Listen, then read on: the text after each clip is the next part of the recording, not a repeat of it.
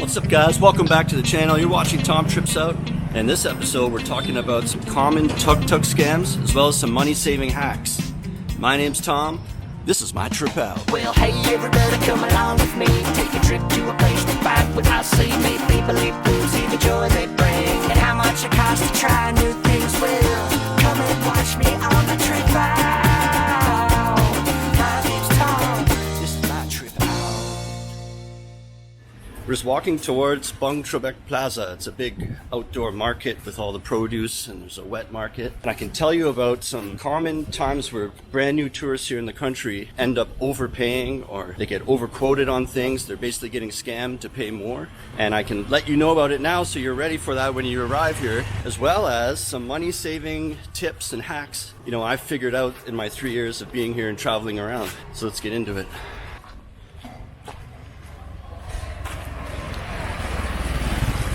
So the first one I want to get into is the tuk-tuks. I just had one of my viewers has shown up last week here in Cambodia, and they're planning to do the AVSE course in about a week and a half.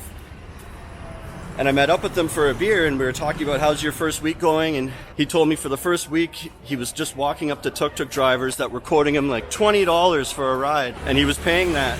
And because he didn't know, he thought, oh well, that's like a taxi back home. But really, tuk-tuks are more like $1 or $1.50 depending how far you're going. But so for a ride that should have been $1 or $1.25, he was paying $20. And so the way around this so you don't get scammed is make sure you download a Tuk Tuk app. And there's many here in the country. There's PassApp, Grab, Nom24, there's Move, there's one called Tada. Get those. When you use an app, the price is set already ahead of time. There's no negotiating. It'll be a fair price, like about $1 every kilometer or so.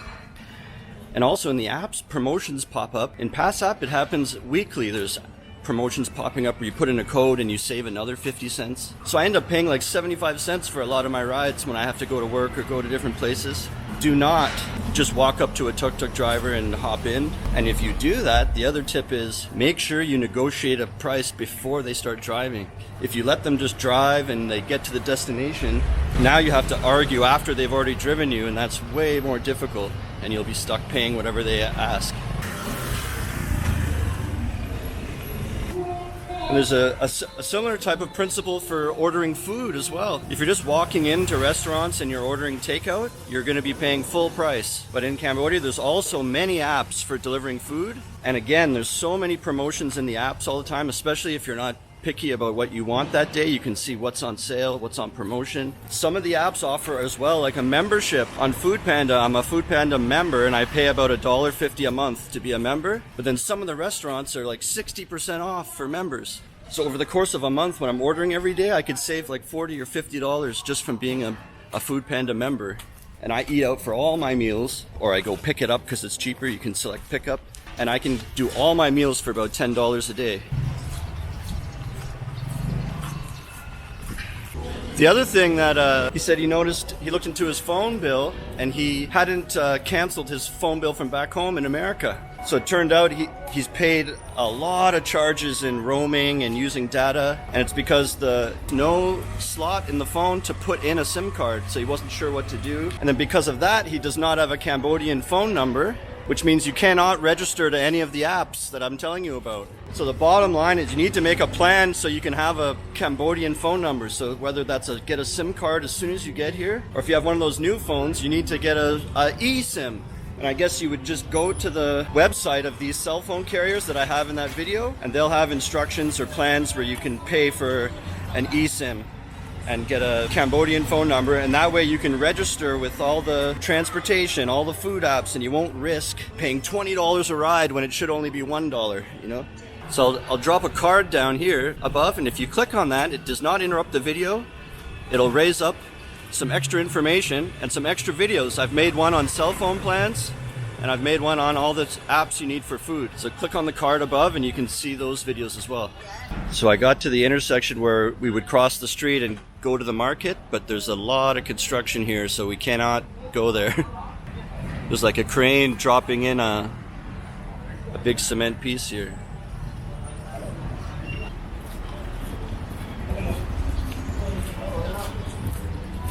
All right, so we've talked about the ways that you could be, tricked or scammed or end up overpaying for things because you don't know how it works here. The next things I want to talk about is some money saving tips and like hacks that I've kind of picked up over the years, like living here. Okay, so this first money saving hack, this is if you're taking a night bus. If you're doing a little trip to, let's say, Siem Reap, this is when I first started using this trick. You go to Siem Reap, it's another town in Cambodia. It's like 5 or 6 hour bus ride, so it's nice to take a night bus and you actually sleep. There's like beds in the bus. And my trick is, normally the hotels I stay at are about maybe $20 a night, because I don't like to stay in the bunk bed rooms, like in the hostels with 8 other people in one room. I like my own private room. So you'll end up paying 20 or 25 a night for that. So let's say you're going from a Friday to a Monday. That's 3 nights, right? Friday night, Saturday night, Sunday night. The trick is, instead of booking 3 nights at your hotel for 25 a night, book only 2 nights. And then on your last day, you have to check out by noon. And then go check in on your last day. Go check into one of those very cheap hostels. I found one that was only $3 a night. And I have a video about that, about 3 hotels in Siem Reap. And I did this trick. And the third one is just a hostel because you're taking the night bus that night. So you're not even going to sleep there. That's why it makes sense to not pay the third night at a $25 a night place. If you're planning to take the night bus at like 11 p.m., you're not even spending the last night at that place, and you're going to pay a whole $25. So you should check out on your last day and check in to like a $3 place or a $4 or $5 place. You can hang out, you can charge your phone, take a shower. The place I went to had a pool.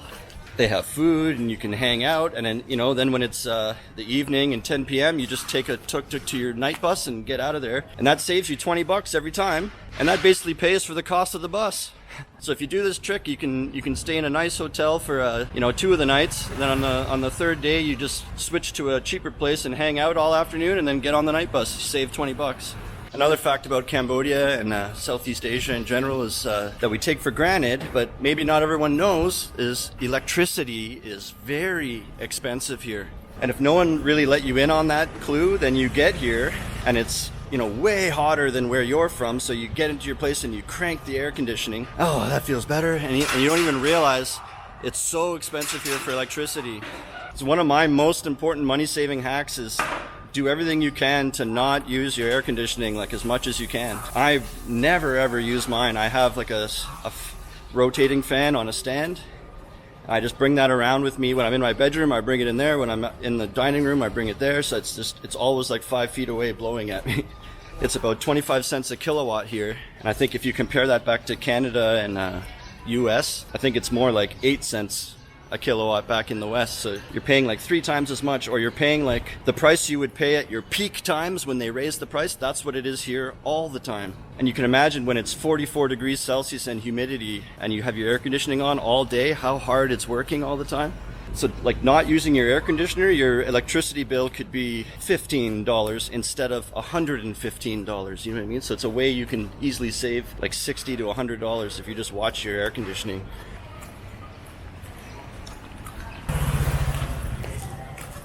Another little money hack I do sometimes, and this might be going a little overboard, but it's because when you're a single guy, you don't need a ton of groceries.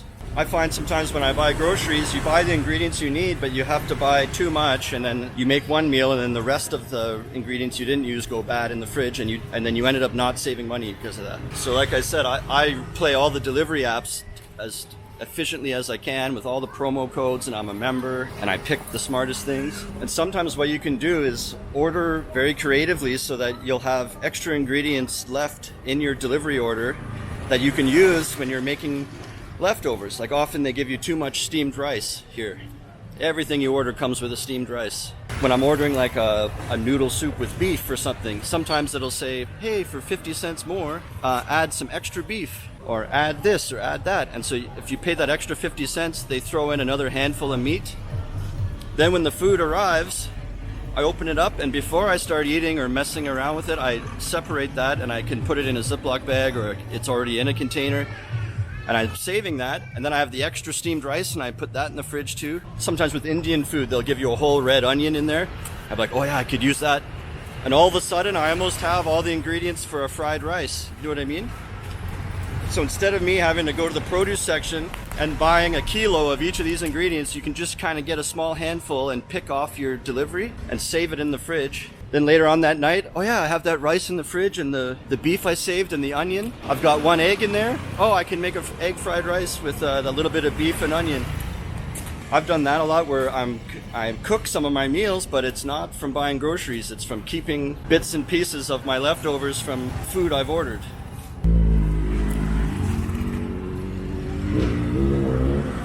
Another way that like brand new tourists here could be scammed is sometimes if you're paying for something and they're giving you change back. Here in Cambodia, it's a dual currency system. So they use US dollar and they have their own currency called riel.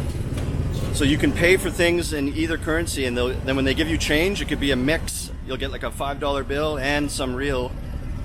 And if they can sense that you don't realize like what the exchange is, they could shortchange you, and you don't even really realize. You just trust them. So just so you know, the exchange most people go by is every 4,000 riel is $1.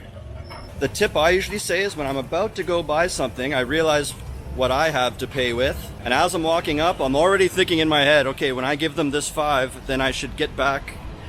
That would be, okay, this many riel I should get back, which is that many dollars.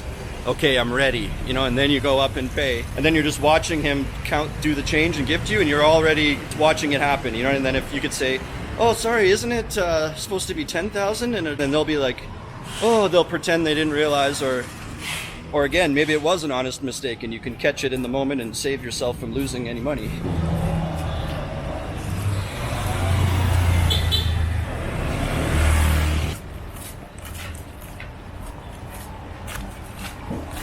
And yeah, while we're on the topic of currency, you should always be careful as well when they give you back bills. Make sure there's no rips or tears in the money, because here they don't accept money with tears on it. If a vendor or someone, they somehow ended up with it, they're trying to get rid of it onto someone else. So don't let that be you, you know. So if you get change back and there's a rip, even a small tear, a rip in the paper, you'll have trouble using that note anywhere else. So you should say to them, oh no, do you have another one? This is ripped. I'm not taking this. Like, don't accept any ripped notes.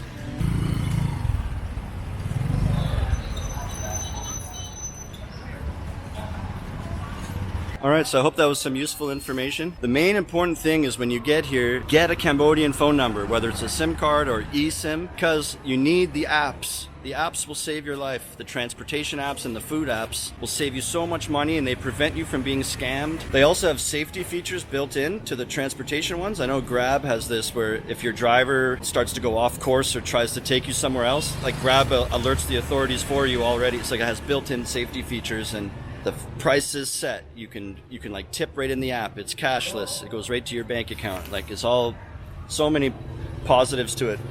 But if you arrive here and you don't have a Cambodian phone number, you can't even begin to look into these apps because you have to have a Cambodian phone number. That's going to do it for this episode. Thanks for watching. Leave a comment below if you have any more money-saving or anti-scam tips that you've heard. And until next time, remember, how you spend your days is the way you spend your life. It's never too late to start tripping out. Life is tall.